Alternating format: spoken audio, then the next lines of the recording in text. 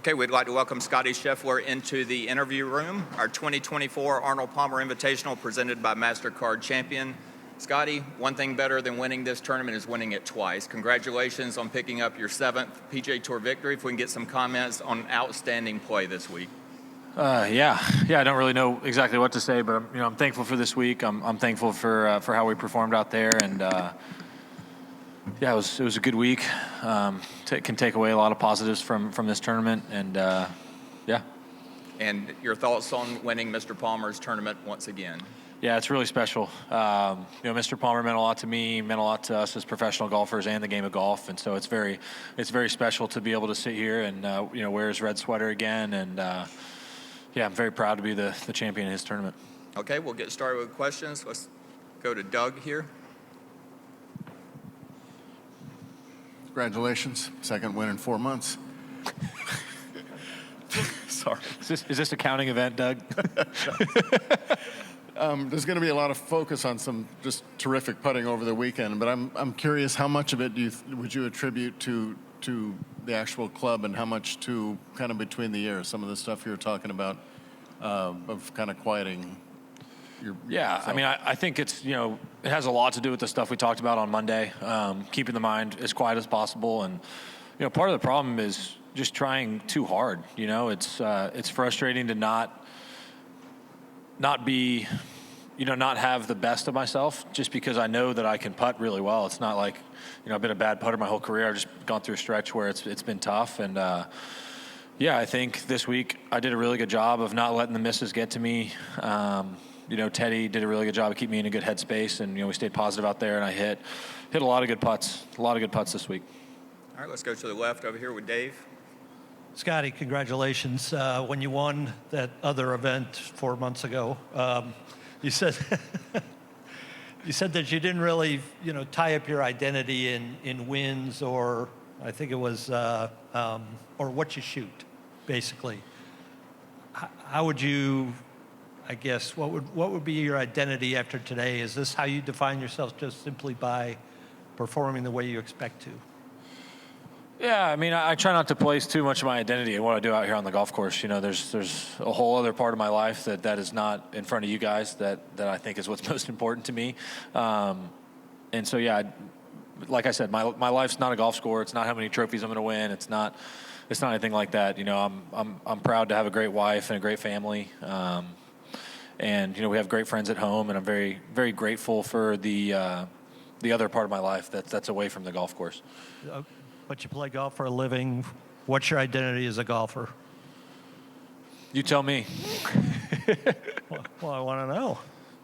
What do you think? Well, I'd like to be remembered as a competitor. I'd like to be remembered as someone that always gave it his best, and just kept a good attitude. And I feel like that's my goals always going into an event is being tough, being competitive, and going out and competing, having a good attitude, and being committed to my shots. Thank you. All right, let's go to Sean right here. Where does this rank in your victories among overall, all-around performance? And this week, what was most gratifying? Yeah, I think this one's pretty special. Like some of y'all have mentioned, it had been a while since I won. I did win in the Bahamas, but as far as the PGA Tour event, it had been almost a year. And so there'd been, a lot of chatter about my game and the state of where it was at. And so it was nice to kind of come in here with a good mental attitude and to perform well under pressure. And, I think today's round was really special for me going forward. All right, let's go to Ron and then Brentley. Congrats again. How much, as this narrative has sort of played out, has it tested your patience, whether the narrative or the results? And are you typically a patient person? I try to be as patient as possible. I think, that's probably a tough thing to kind of figure out. But, yeah, like I said, I try to be as patient as possible.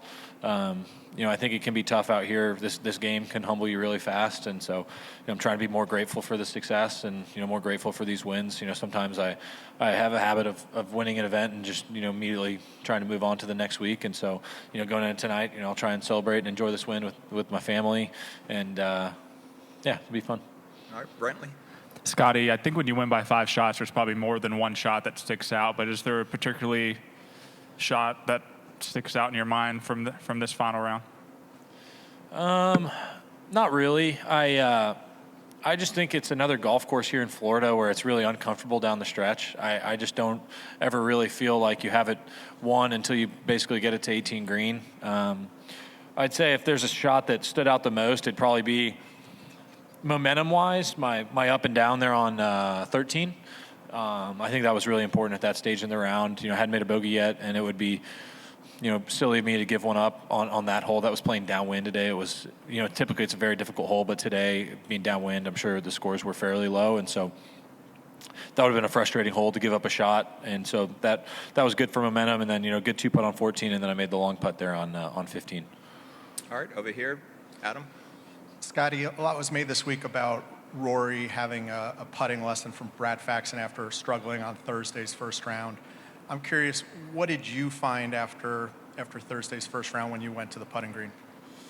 Thursday I think was a really, really important day for me. I got off to a horrible start with the putter. I hit a really bad putt to start the day, and I missed a couple other makeable ones on the first few holes. And when I got to the practice range after, the discussion was not what are we going to fix. It was how well that I did.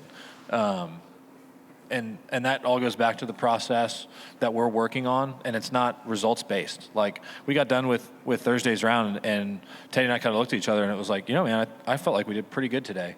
And so that was the discussion, and then we continued to work on the things that we're working on. And, it wasn't like we were searching for anything out there. It was more just, kind of reflection of, where I was mentally at the time, and, I thought we did a good job. Do you feel like you've found the putter you'll be using for a while? I mean, hopefully. Yeah.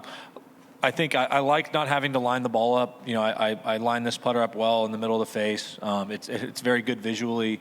And, I try not to focus too much on the results, but my process was really good this week. And, the results so far are pretty tough to argue with, I'd say. All right, let's go to Marcus and then Rex.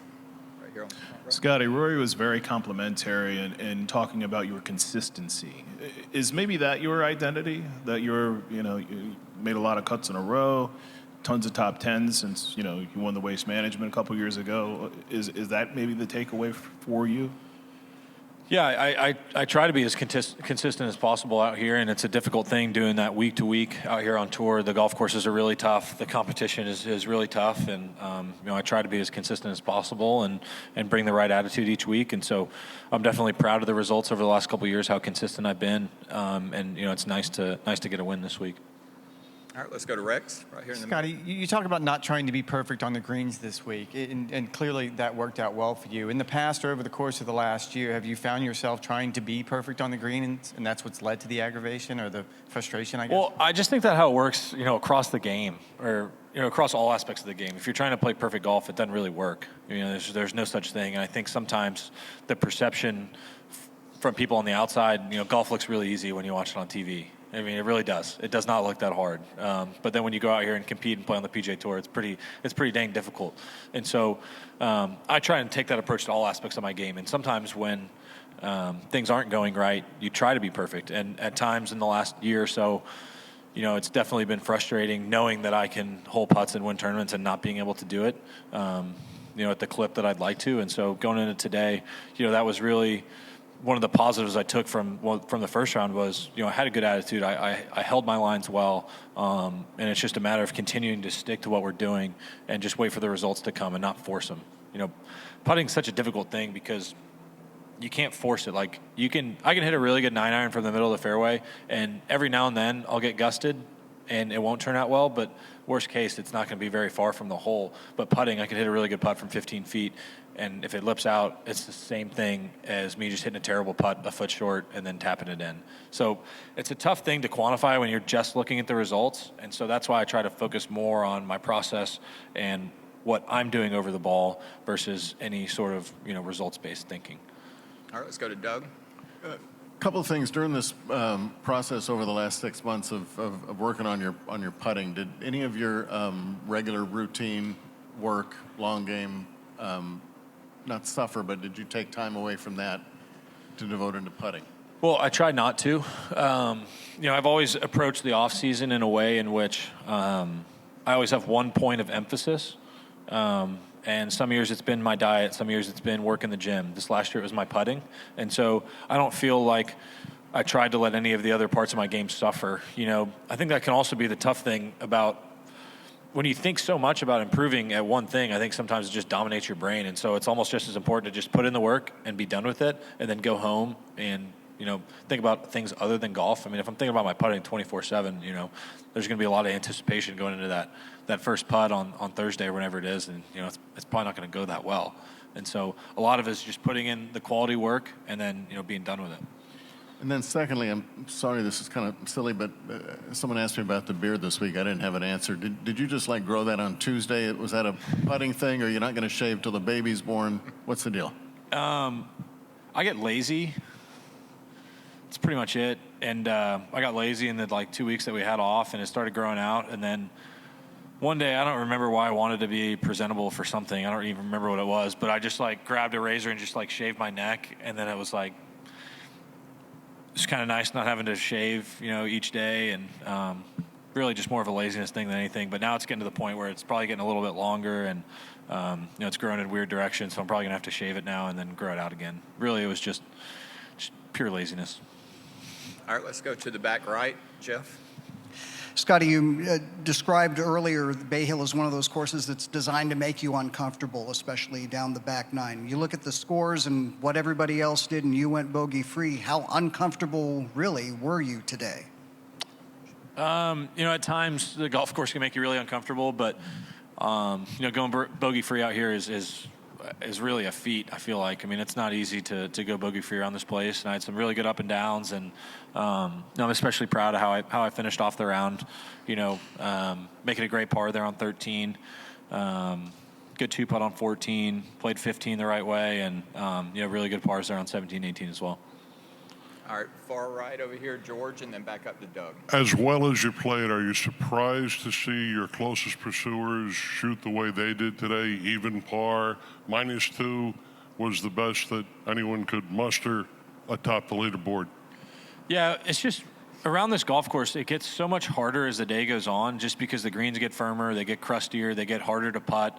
It's harder to hit your shots closer to the hole. I mean, if you looked at the scoring average over the years between the afternoon waves and the morning waves, especially when you get to Friday, Saturday, Sunday, it's probably a pretty significant difference, especially on Friday, just because everybody in the field is kind of playing even. You know, Saturday and Sunday, it may not be as big of a difference because the guys at the bottom of the leaderboard aren't playing as well as the guys at the top, but the golf course is significantly more difficult here in the afternoon than it is in the morning. All right, a few more. Let's go back to Doug. If you were asked what's the worst tournament you've played in the last year, would you have any idea? Not off the top of my head, and I think that's a good thing. If you give me a few seconds, I could probably think of one, but yeah, it's nice. Time's up. Yeah. Blanking under the pressure. I know. The other thing, Scottie, what exactly do you have planned from here to Augusta? What kind of schedule do you look at, and when will you go up to Augusta?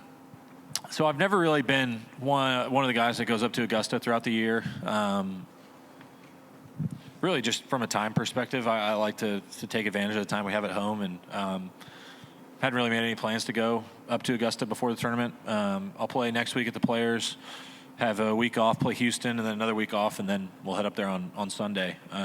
So normal prep. I've played the week before the Masters once, and that was enough. I don't think that playing the week before that tournament was good for me. I went in a little bit tired, and you got to have your legs to play that golf course, and so you know, taking the week off before and you know, showing up ready to go.